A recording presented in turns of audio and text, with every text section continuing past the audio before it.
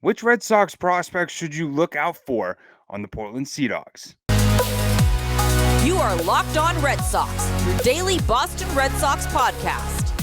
Part of the Locked On Podcast Network, your team every day.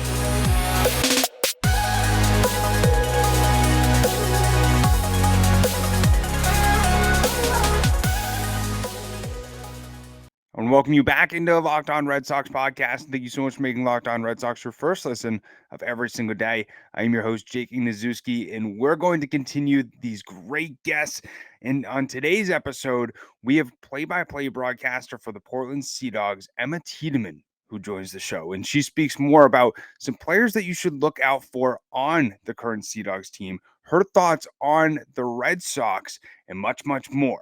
Let's go into Emma and I's conversation.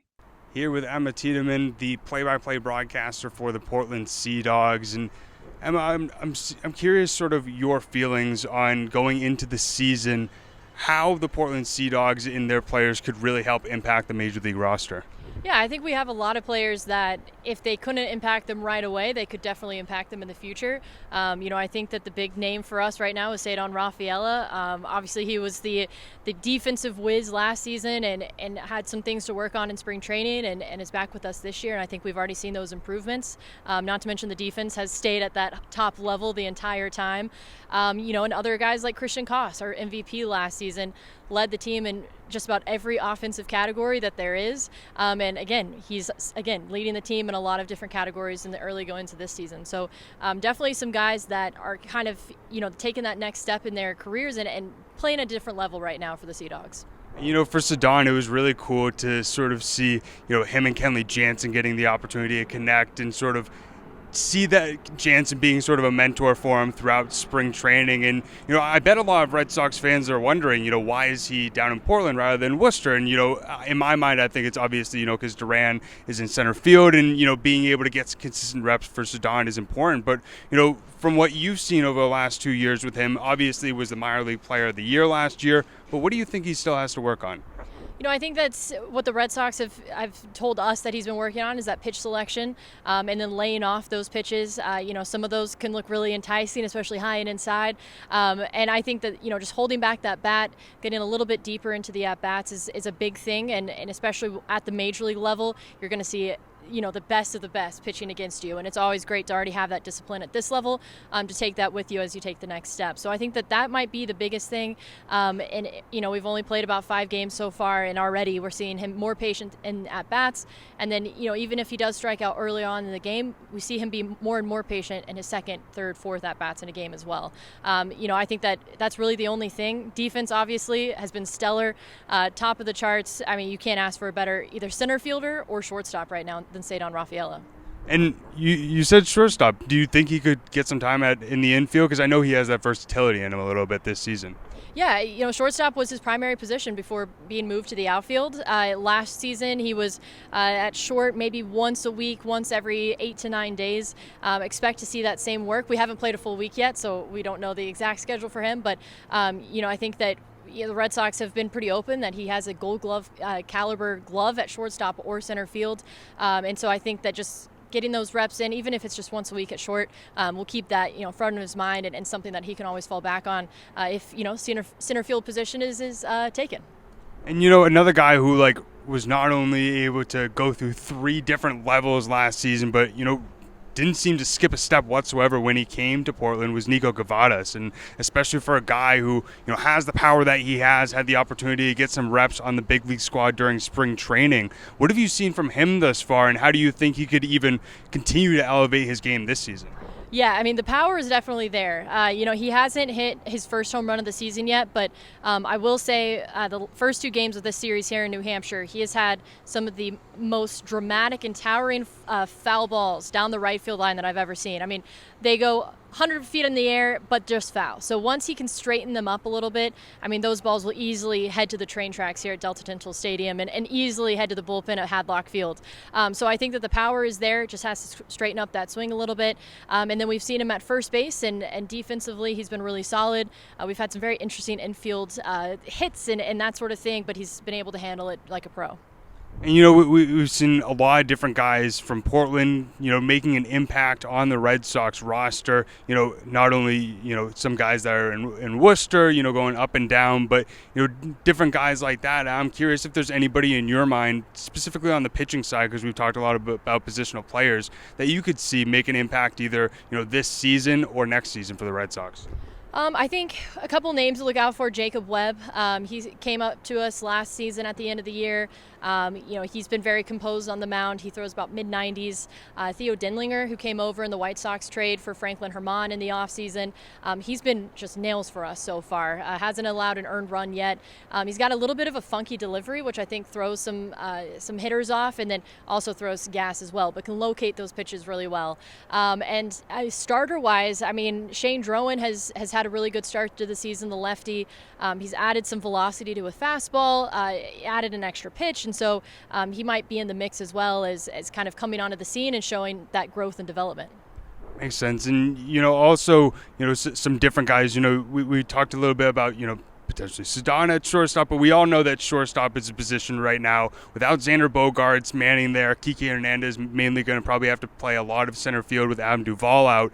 I'm curious, Matthew Lugo, Christian Koss, then there's also another infielder, and, Alex Pinellas. But, is there anybody who could potentially fill in that second base or shortstop position in the next few years that are down here right now?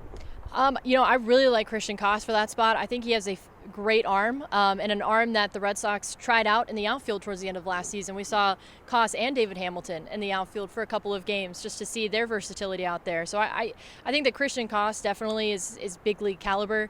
Cedon Rafaela, I don't know. It's a really tough decision if you're the Red Sox. Do you put him at shortstop? Do you put him in center field, knowing the type of field that Fenway Park is and what center field that high caliber position has to offer? And then you look at David Hamilton. I think he's great at second base, but could also fill in just based on his speed, because maybe the defense isn't quite there, but the speed is there on the base paths, and if he helps you score runs, then hey, that's better than nothing, right? I hope that you are enjoying my conversation with Emma, but I just want to take a second to talk to you about Gametime. So if you're looking for any types of tickets, not only Red Sox tickets, but tickets for events like comedy shows, theater, and more, Gametime is the #1 place to get flash deals and last-minute tickets for super cheap. No joke. Even before I started on this podcast, I would use Gametime for a lot of the tickets that I would get, because you could wait until an hour before the event and get super cheap tickets, cheaper than any other app.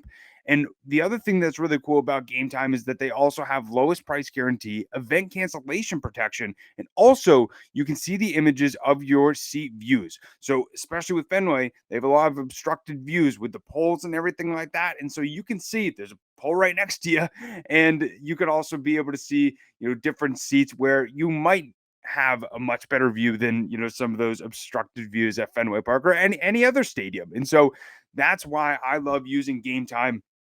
And you can actually download the Gametime app and create an account and get $20 off your first purchase using the code LOCKEDONMLB. Terms apply. And again, create an account to redeem your code LOCKEDONMLB for $20 off. Trust me, this is the place to get your tickets, so make sure to check out Gametime. Now let's get back into my conversation with Emma. Couldn't agree more. And, we talked about it a little bit earlier. David Hamilton, what a start he has had to this season. Absolutely. And it's funny because for us last season on opening day, he finished a double short of the cycle. And instead of hitting a double, he hit a grand slam. He is unreal with the amount of speed he has on the base pass, the just general baseball IQ that he had. And it was really great last season seeing him and Christian Koss have great chemistry. Koss typically at shortstop, Hamilton at second. They played those same positions together on the Cape, so it came back together professionally. And yeah, he's been phenomenal, very quick at second base, and that speed translates to him making some spectacular catches in shallow right center field in that sort of no man's land that should be base hit, little bloopers. Hamilton has the speed to chase them down and create outs. His speed is really unbelievable, and we've not only saw it showcased last season when he's stole the 70 to break the record, but also so far in Worcester this year. But going back to sort of that second base and shortstop position, there's a lot of infielders on this team. We spoke about obviously Koss, Pinellas, Matthew Lugo, and then also Nick York in the equation as well. And last year when I came and watched Portland, sometimes we saw Alex Pinellas at first base and third base, and then sometimes Koss at shortstop and second. But I'm curious how you've not only seen it thus far throughout this season, but how you sort of see in your mind it really playing out. Where do you really see, Nick York and Matthew Lugo playing in on the infield along with Pinellas and Koss in there? I'm just glad I don't have to make the lineup card every day, because it is such a difficult decision day in and day out to pick out, which infielders are going to play. So I think primarily we'll see Lugo or Pinellas at third. Pinellas also, I think, will split time at first as well. Cavadas, I think, though, will be the primary first baseman. Koss, I mentioned his arm at short. I think he will primarily be at short with York at second. But we also have Tyler McDonough, who has played both now shortstop and at second. But yeah, I think that York will be the primary second baseman. Last season he was tremendous defensively, only committed one error. He did commit an error earlier this season, but it was honestly just a bad hop and a weird spin on the ball, and just a very tough play to make if he was able to make it. So I think that will be the primary infield, with Pinellas at third, Koss short, York second, and then Cavadas at first. Looking as, somebody who covers the Red Sox, it really is remarkable the amount of prospects that are in this farm system that are not only in Portland but also in Worcester, and not only, guys that you can just tab as prospects, but guys who could be legit MLB contributors. And so, over the last few years, just being able to see all the talent come through Portland, how impressed are you on how the Red Sox front office has been able to build and elevate their farm system prior to, 5 or so years ago? I mean, it makes my job fun and a lot easier whenever you have a stacked farm system. I mean, I think it's great. And I think, it takes a couple of years to get to this point, because you want to draft and then trade.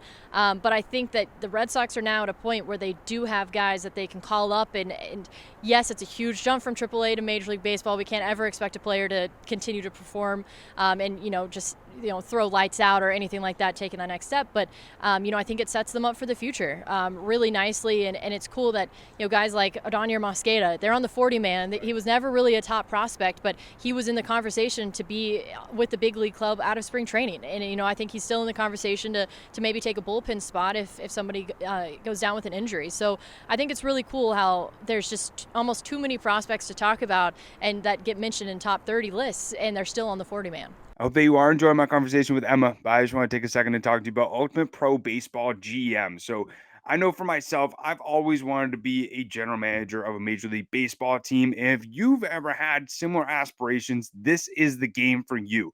You're not only able to put on your GM hat and sort of try and build a dynasty or a consistent winning team through this app, but you also have the ability to hire the right coaches and staff, manage the team finances, as well as scout and draft different players. So if you're looking to, go through a rebuild, this is the perfect time to scout and really focus on drafting players. Or even if you're just trying to find a way to make a sustainable franchise and organization, that's also going to be critical as well. And you can also manage through the different personalities and injuries. And we all know with any clubhouse, there's the leader, there's the cancer of the clubhouse. And so you can kind of manage those difficult personalities while also, like we've seen with the Red Sox recently, all those injuries and how they can really hurt the amount of depth a team has to be able to ultimately win baseball games. So you got to deal with those and also navigate your franchise through free agency and all the ups and downs of the season. Since you can play offline, you can have even more fun without internet. And so you can play it where you want, you can play it on the go. So then you're always getting that sort of feeling of being a general manager and being able to manage your own baseball team. I've loved it so far. It's been a lot of fun to compete with all the other Locked On hosts. Lauren and I aren't that great at it. I've tried my best, but it's not only a tiny bit difficult, but that makes it even more fun. It makes me have more motivation to want to get more W's and to be better as an overall general manager. But if you want to check out Pro Baseball GM, Locked On Red Sox listeners get a 100% free boost to their franchise when using the promo code Locked On in the game store. So make sure to check it out. To download the game, just visit probaseballgm.com, scan the code if you're watching on YouTube, or look it up on the app. That's probaseballgm.com. Ultimate Baseball GM. Start your dynasty today. Now let's get back into my conversation with Emma. You brought up Moscada, and looking at his stats last year, a mid-4 ERA, and I don't always think, the numbers tell the full story, but, what did you really see from him last year that you weren't maybe super surprised that his name is being brought up in those conversations? I think he had really good composure in tough situations, bases loaded, men on. I think that he thrived in those types of scenarios. And he was also really fun to watch because, you can see a Brian Mata, throw 99 miles an hour, and that's great. But Moscada, he's more of the finesse pitcher. And you see the movement on these pitches, and they're disgusting. To me, I think that's really a fun sort of way to watch a baseball game and see how you can have someone dominate the zone like Mata with 99, but then you have Moscada come out of the bullpen, he throws like 75, and then pitchers are still trying to swing out of their shoes, swinging and missing, and having the same success. So I think that Moscada is, an asset out of the bullpen, a great lefty, and one that really thrives under pressure. And, we spoke a little bit about the Major League roster earlier, but I'm curious from your viewpoint, especially with all the injuries that are just happening left and right for this team, and, also a lot of the what-ifs and question marks going into the season, looking, down here in Portland, what is your viewpoint of where the Red Sox are at this moment in time?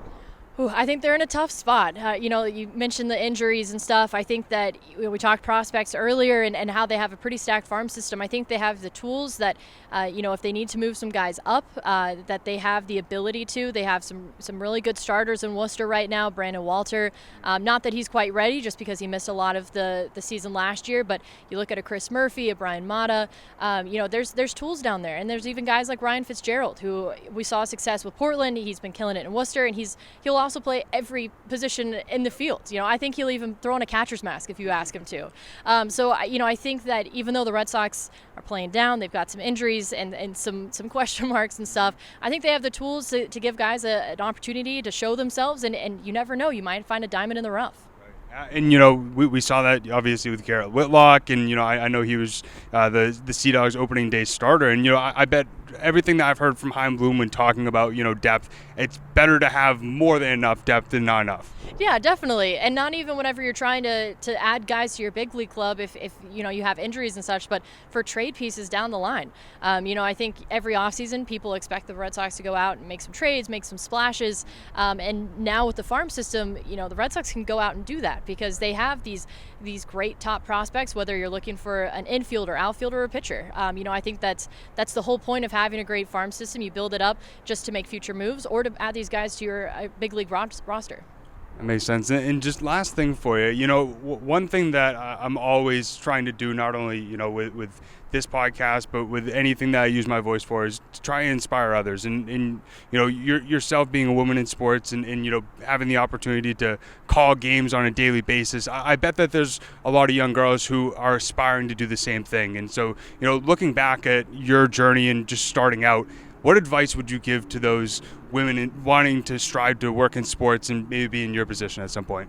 I would just say keep going. It's so hard early on in your career, and it's really hard now too. But it's so hard finding your voice, in the clubhouse and having the confidence of walking in every single day and being the only woman, whether it's in the clubhouse, on the bus, even sometimes in your own front office. It can be really tough and sometimes disheartening, but, if you have a passion for it and you love it, wake up every day and be happy you can go out and do it. I think that's what I am so happy to do every single day, is be able to throw on a headset later in the night and call a baseball game, go to sleep and do it all over again. If you have a passion for something, go after it 110%.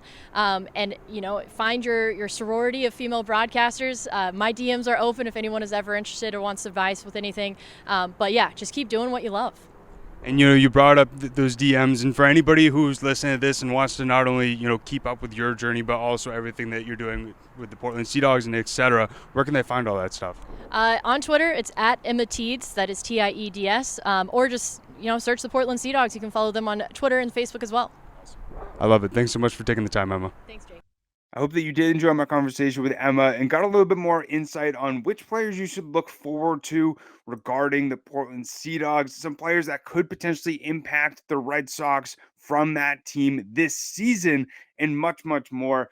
I had a lot of fun of learning a little bit more about some of these different prospects. I don't know about you. I didn't realize that Ceddanne Rafaela had that much experience at shortstop. So that was really interesting to learn about and potentially get excited that he could be there at some point with the Red Sox or in center field, but we'll just have to see. But I hope that you guys do enjoy us not only covering the Major League squad, but also giving a little bit of a lens or shedding light on what is going on in the farm system. Because, especially with how Heim Bloom is building this franchise right now, those guys are going to come up eventually, or they could be potential trade pieces. And so we try to educate you, the listeners, as much as we can. So if one of those guys does get injured, or if he does get caught up and gets a shot at the majors, a little bit more about these players a few years ahead of when they would ultimately break into the show. But we're going to continue to have awesome guests throughout next week as well. Got a lot of great Red Sox fans planned to come on the show who have their own shows and also are very vocal over on Red Sox Twitter. I'm not going to give any sneak peeks, but just make sure to tune in. And if you have not yet, make sure to subscribe over on YouTube or wherever you listen to podcasts. But as always, we greatly appreciate everybody making Locked On Red Sox their first listen of every single day. And, if you're an everydayer, as I said, not only are we going to have great guests from Red Sox Twitter all throughout next week, but I'm also going to be dropping 2 interviews with Red Sox prospects. I'm going to be putting out a poll over on Twitter on which interview you guys would rather hear. So if you haven't yet, make sure to follow us over on Twitter. It's LO_Red Sox. So you can make sure to get your vote in over the weekend on which 2 prospects interviews you would like to see and hear the most. But also make sure to follow myself on Twitter. It's at Jake Iggy. And also my co-host Lauren is 3 Laws, Lauren with 4 R's. But as always, we greatly appreciate everybody tuning in. And we hope everybody has a great rest of their day. We'll end it how we always end it. Keep the faith, stay positive, and let's go Sox. Peace.